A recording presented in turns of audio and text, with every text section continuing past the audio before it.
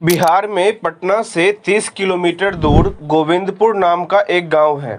इस गांव में रिसेंटली एक बोर्ड लगा दिया गया जिस पर लिखा गया था कि यह संपत्ति सुन्नी वक्फ बोर्ड की है। वक्फ बोर्ड ने पूरा का पूरा विलेज क्लेम कर लिया और गांव की कोई भी प्रॉपर्टी किसी को खरीदने का, किसी को बेचने का या ट्रांसफ़र करने का राइट नहीं रखा। और न्यूज़ आर्टिकल में यह भी लिखा है कि गांव वाले को वक्फ बोर्ड ने 30 दिन का समय दिया गया उस गांव को खाली करने के लिए। ऐसे ही तमिलनाडु के तिरुचिपल्ली में एक गांव है जिसमें 1500 साल पुराना सुंदेश्वर टेम्पल है। उस पूरे के पूरे गांव को वक्फ बोर्ड ने अपनी संपत्ति बना करके क्लेम कर रखा है। इनफैक्ट सूरत म्युनिसिपल कॉरपोरेशन, जो कि एक गवर्नमेंट बिल्डिंग है, वह भी एक वक्फ बोर्ड डिक्लेयर्ड है। चार मीनार से लेकर ताजमहल तक ऐसे कई सारे हिस्टोरिक मॉन्यूमेंट्स हैं जिनको वक्फ बोर्ड ने अपनी प्रॉपर्टी क्लेम किया है। इंडिया में आज डिफेंस और रेलवे के बाद वक्फ बोर्ड तीसरा सबसे बड़ा लैंड होल्डर है। रिसेंट रिकॉर्ड में पूरे इंडिया में लगभग 9 लाख एकड़ जमीन है जिसकी total value approximately 1.2 lakh crore या 15 बिलियन US डॉलर। अब रिसेंटली पार्लियामेंट में एक वक्फ अमेंडमेंट बिल लाया गया है जिसमें इस वक्फ बोर्ड की कई सारी पावर्स को कम करने की बात कही गई है। अपोजिशन पार्टीज इसे मुस्लिम माइनॉरिटी के राइट्स का वायोलेशन बता रही है। तो आज के इस वीडियो में पहले तो वक्फ बोर्ड के बारे में पूरी डिटेल्स जानते हैं, यह कैसे काम करता है और कैसे प्रॉपर्टीज इसके अंदर जाती है। और वीडियो के एंड में यह भी जानेंगे कि गवर्नमेंट अब क्या चेंजेस और क्यों लाना चाहती है। वक्फ बोर्ड के एक्ट में वीडियो किसी भी रिलीजन स्पेसिफिक को टारगेट करने के लिए नहीं बनाया गया है, यह एक वार्निंग इशू है। और आज के इस वीडियो में सिर्फ प्योर और क्लीन फैक्ट्स आपके सामने प्रस्तुत करूंगा। बट वीडियो शुरू करने से पहले सभी व्यूवर्स से रिक्वेस्ट है कि वीडियो लास्ट तक देखें और चैनल को सब्सक्राइब करें और अपने लिंक में वीडियो को भेजें। किसी भी संपत्ति को ठहराने के लिए या फिर थामने के लिए सिंपल शब्दों में वक्फ का मतलब है किसी भी प्रॉपर्टी को, संपत्ति को, चाहे चल हो या अचल संपत्ति हो, अल्लाह के नाम पे कर देना, यानी कि रिलीजियस और चैरिटेबल पर्पस के लिए अपनी प्रॉपर्टी डोनेट करना। जो डोनर होते हैं उसे वाकिफ बोला जाता है और जो अपनी कोई भी संपत्ति, प्रॉपर्टी, लैंड डोनेट करता है और उस प्रॉपर्टी का कस्टोडियन बनाता है उसे मुतली कहा जाता है। एक बार अगर कोई प्रॉपर्टी वक्फ के नाम से डेजिग्नेट हो जाए तो ना उसे बेचा जा सकता है, ना ही खरीदा जा सकता है, ना ही एक पर्सन से दूसरे पर्सन को ट्रांसफर किया जा सकता है। ऐसा कंसीडर किया जाता है कि वह प्रॉपर्टी, वह पार्टिकुलर वैल्यूएबल अल्लाह को समर्पित है और अल्लाह उनका ऑनर है। इंडिया में जो वक्फ बोर्ड का कॉन्सेप्ट है वो दिल्ली सल्तनत के टाइम से चल रहा। राजा महाराजा बड़े बड़े विलेजेस को, बिल्डिंग्स को, लैंड्स को अल्लाह के नाम पर डोनेट कर देते थे। इन सब प्रॉपर्टीज के मैनेजमेंट के लिए लोकल कमेटीज बना दी जाती थी। जनरली इन लैंड्स का यूज करना होता था मस्जिद बनाने पे या कब्रिस्तान बनाने में, मगर ऐसा कुछ स्पेसिफाइड नहीं था कि वक्फ में केवल मस्जिदें या कब्रिस्तान ही आ सकती है। अब जब इंडिया को आज़ादी मिली 1947 में, तब वक्फ नाम पे डोनेटेड सारी प्रॉपर्टी को अच्छे से ऑर्गेनाइज करके मैनेज करने के लिए एक वक्फ बोर्ड कंस्टिट्यूट किया गया। 1954 में पहला वक्फ एक्ट आया जिसके तहत वक्फ एक्ट बोर्ड बनाया गया जिसने पूरे इंडिया के वक्फ के नाम पे डोनेटेड प्रॉपर्टीज को अच्छे तरीके से मैनेज शुरू किया।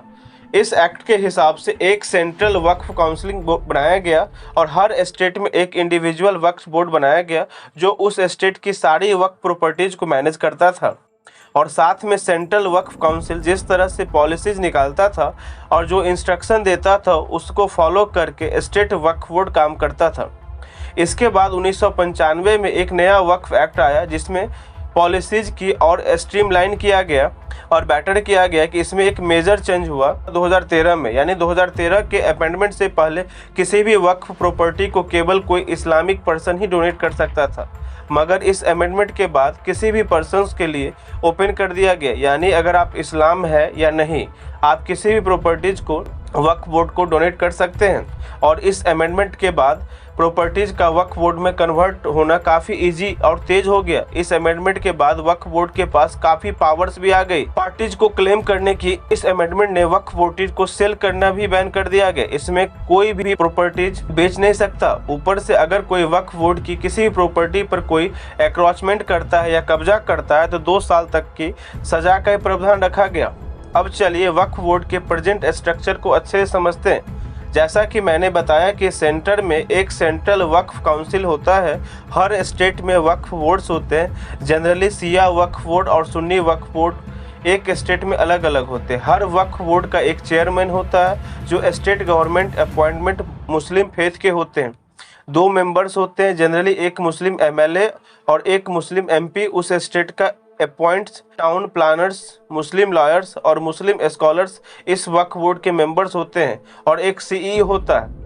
इस वक्फ बोर्ड का जो भी कोई मुस्लिम IAS ऑफिसर होता है, डिप्यूटी सेक्रेटरी रैंक या उसके अबव रैंक का कोई CEO की सारी फंक्शंस को संभालता है। इसके बाद वक्फ बोर्ड से जुड़ी कोई भी प्रॉपर्टीज में अगर कोई डिस्प्यूट होता है या फिर कोई पर्सन वक्फ बोर्ड को अपनी प्रॉपर्टी में क्लेम करना चाहता है तो वक्फ ट्रिब्यूनल सेपरेटली बना रखा है। यह ऐसा कोर्ट होता है जहां पर जाकर आप वक्फ बोर्ड के अगेंस्ट अपना केस लड़ सकते हैं या फिर अपनी पेटिशन दाखिल कर सकते हैं किसी प्रॉपर्टी के डिस्प्यूट में। अब जनरल वक्फ ट्रिब्यूनल का फैसला काफी सॉलिड होता है और बहुत इजीली इसे किसी दूसरे हायर कोर्ट में जैसे कि हाई कोर्ट या सुप्रीम कोर्ट में चैलेंज करना मुश्किल है। वक्फ बोर्ड का मेजर फंक्शन एक ही है, प्रॉपर्टीज को मैनेज करना और उनसे रेवेन्यू जनरेट करके मुस्लिम लोगों के वेलफेयर में खर्च करना। अब वक्फ बोर्ड की जो भी पावर है उसमें सबसे स्ट्रॉन्ग पावर है सेक्शन 14 में। इसके हिसाब से अगर वक्फ बोर्ड को लगता है कि कोई प्रॉपर्टी वक्फ बोर्ड की है तो उसके against suo motu inquiry start कर सकते हैं और उससे अपना क्लेम कर सकते हैं। इसके लिए उन्हें कोई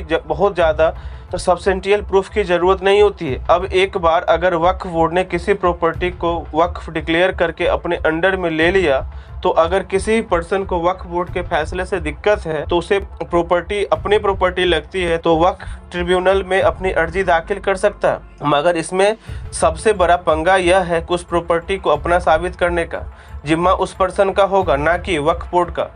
अगर वक्फ बोर्ड किसी प्रॉपर्टी को कब्जा कर लेता है तो वक्फ बोर्ड ये प्रूफ नहीं करेगा कि ये उनकी प्रॉपर्टी इसलिए वो कब्जा करे, बल्कि उस पर्सन को ये प्रूफ करना पड़ेगा कि ये उसकी प्रॉपर्टी है, वक्फ बोर्ड की नहीं। यानी कि बर्डन ऑफ प्रूफ उस पर्सन पर है जिसकी प्रॉपर्टी गई है और इसी प्रोविजन के कारण एक मिसयूज का कंसर्न उठता है और यही एक फैक्टर वक्फ बोर्ड की फंक्शनिंग को डिस्प्यूट कर बना देता है। और इसी प्रोविजन का यूज करके वक्फ बोर्ड ने काफ़ी प्रॉपर्टीज इकट्ठा कर ली है। अब रिसेंटली वक्फ बोर्ड की फंक्शनिंग को थोड़ा सा कंट्रोल करने के लिए एक वक्फ अमेंडमेंट बिल प्रपोज किया गया है। मैं ये नहीं कहूँगा कि इस बिल में जो भी प्रोविजंस है मैं उनको सपोर्ट कर रहा हूँ या फिर प्रमोट कर रहा हूँ, मैं सिर्फ फैक्ट्स बता रहा हूँ। यूनियन लॉ मिनिस्टर 8 अगस्त 2024 को एक वक्फ अमेंडमेंट बिल पार्लियामेंट में पेश किया गया। इस बिल में गवर्नमेंट काफ़ी मेजर चेंजर लाना चाहती है। वक्फ एक्ट में 3 नए प्रोविजन है। इस बिल के हिसाब से जानते हैं कि सबसे पहला प्रोविजन तो यह ऐड करना चाहती है कि कोई भी पर्सन किसी भी प्रॉपर्टी को वक्फ तब तक नहीं बना सकता जब तक उसका लॉफुल ऑनर है और इसको ट्रांसफर करने के लिए कंपिटेंट अथॉरिटी है। इस प्रोविजन को डालने का यह मैटर है कि कोई भी प्रॉपर्टी जिसका कोई इंडिविजुअल ऑनर नहीं है उसको वक्फ प्रॉपर्टी नहीं बनाया जा सकता, यानी कोई भी पब्लिक प्रॉपर्टी हो उसे वक्फ प्रॉपर्टी नहीं बनाया जा सकता। दूसरा और बड़ा प्रोविजनल गवर्नमेंट यह लाना चाहती है कि गवर्नमेंट प्रॉपर्टी अगर वक्फ नाम से डिक्लेयर है, इस लॉ को बनाने से पहले या इस लॉ को बनाने के बाद अब वक्फ प्रॉपर्टी नहीं रहेगी। जैसा कि सबसे बड़ा एग्जांपल सूरत म्यूनिसिपल कॉरपोरेशन की बिल्डिंग जो कि एक गवर्नमेंट प्रॉपर्टी है, उसे वक्फ अपना प्रॉपर्टी क्लेम नहीं कर सकता, चाहे वह इस अमेंडमेंट के आने से पहले की हो या इस अमेंडमेंट के आने के बाद की हो। और तीसरा सबसे बड़ा प्रोविजन है, कोई प्रॉपर्टी जो वक्फ बोर्ड डिक्लेयर्ड है और वो गवर्नमेंट प्रॉपर्टी है या नहीं है, इसका डिसीजन गवर्नमेंट करेगी। अगर कोई डिस्प्यूट एराइज होता है तो किसी गवर्नमेंट प्रॉपर्टी को वक्फ बोर्ड ने क्लेम कर लिया है तो गवर्नमेंट को ये राइट होगा कि उसे वक्फ प्रॉपर्टी बनाना है या नहीं बनाना, और इसका डिसीजन डिस्ट्रिक्ट कलेक्टर करेगा, ना कि वक्फ बोर्ड। बेसिकली गवर्नमेंट ने काफ़ी मेजर चेंजेस किए हैं ताकि वक्फ बोर्ड और कोई भी गवर्नमेंट प्रॉपर्टीज को अपना प्रॉपर्टीज ना बना ले। इससे यह समझ में आता है कि गवर्नमेंट प्रॉपर्टीज की सिक्योरिटी के लिए उस स्ट्रेंथ करने के लिए अमेंडमेंट्स लाए जा रहे हैं। दूसरा बड़ा चेंज इस बिल में यह बताया गया है कि वक्फ बाय यूज से कोई प्रॉपर्टी वक्फ नहीं बनाएगी। फॉर एग्जाम्पल एक मस्जिद है जो किसी भी ज़मीन पर किसी बिना परमिशन के बना दी गई थी, धीरे धीरे यूज करते करते कई सालों तक लोग उसमें प्रेयर करते जा रहे हैं। तो वक्फ एक्ट में अभी ये प्रोविज़न है कि बाय यूज अगर बहुत लंबे टाइम तक किसी प्रॉपर्टीज का वक्फ यूज किया जा रहा है तो उस पे वक्फ बोर्ड अपना क्लेम कर देगा। ऐसे में बहुत ज़रूरी है कि जो कुछ चैलेंजेज है उसको दूर करना चाहिए और सरकार वक्फ बोर्ड को एक्ट में लाना चाहती है। एक तरफ कुछ लोग ये कहते हैं कि यह बिल ट्रांसपेरेंसी लाएगा, मॉडर्निटी लाएगा और कॉमन मैन के लिए, चाहे वो हिंदू हो या मुस्लिम, उनके लिए बेनिफिशियल रहेगा, उसके पर्सनल राइट को सेफगार्ड करके रखेगा। दूसरी तरफ इस पे बड़ा आरोप है कि मुस्लिम माइनॉरिटी राइट्स के वायलेशन किया गया, उसके लॉ के हिसाब से जो चीज़ होनी चाहिए उसमें ऑब्स्ट्रक्शन पैदा किया जा रहा है। यह बिल फिलहाल इस वीडियो की रिकॉर्डिंग डेट तक की ही सिचुएशंस है। आगे क्या होता है चैनल पे बने रहिए, आपको बताया जाएगा। और वीडियो अच्छा लगे तो ज़रूर लाइक कीजिए और सब्सक्राइब कीजिए और अपने लिंक पे भेजिए। इससे रिलेटेड नया न्यूज़ जो होगा मैं ज़रूर आपके सामने नए वीडियो में लाऊंगा। तब तक के लिए धन्यवाद।